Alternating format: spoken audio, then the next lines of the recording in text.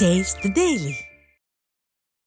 மதுரை மாவட்டம் உசிலம்பட்டியில் புரட்சித் தலைவர் எம்ஜிஆரின் 108வது பிறந்தநாள் விழா பொதுக்கூட்டம் நடைபெற்றது.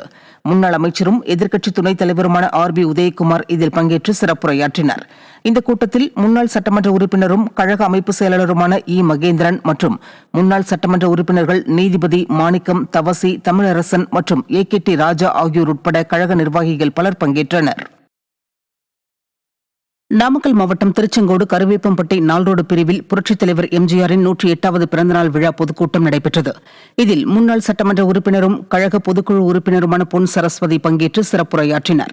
அப்போது பெண்களுக்கு பொங்கல் சீராக பொங்கல் பரிசு வழங்கி மகிழ்வித்து பார்த்தவர் முன்னாள் முதலமைச்சர் எடப்பாடி பழனிசாமி என்று கூறியவர், தற்போது ஆட்சியில் உள்ள விடியா திமுக அரசு 500 ரூபாய் கூட கொடுக்க முடியாத அளவிற்கு மோசமான நிலையில் ஆட்சி நடத்தி வருவதாக குற்றம் சாட்டினார்.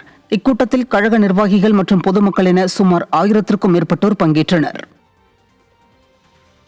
திருப்பூர் மாநகரில் முன்னாள் முதலமைச்சர் புரட்சித் தலைவர் எம்ஜிஆரின் 108வது பிறந்தநாள் பொதுக்கூட்டம் நடைபெற்றது. காங்கேயம் சட்டமன்ற தொகுதி சார்பில் நடைபெற்ற இந்த கூட்டத்தில் முன்னாள் அமைச்சரும் சட்டமன்ற உறுப்பினருமான பொள்ளாச்சி ஜெயராமன் மற்றும் முன்னாள் சட்டமன்ற உறுப்பினர் NSN நடராஜன் உள்ளிட்டோர் கலந்து கொண்டனர்.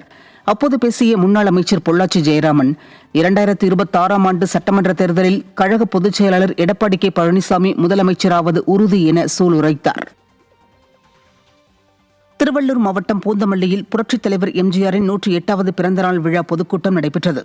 திருவள்ளூர் மத்திய மாவட்ட செயலாளரும் முன்னாள் அமைச்சருமான பெஞ்சமின் இதில் பங்கேற்று சிறப்புரையாற்றினார்.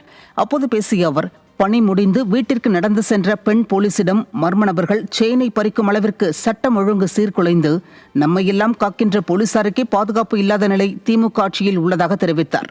இந்த கூட்டத்தில் கழக நிர்வாகிகள் மற்றும் பொதுமக்கள் ஏராளமானோர் பங்கேற்றனர்.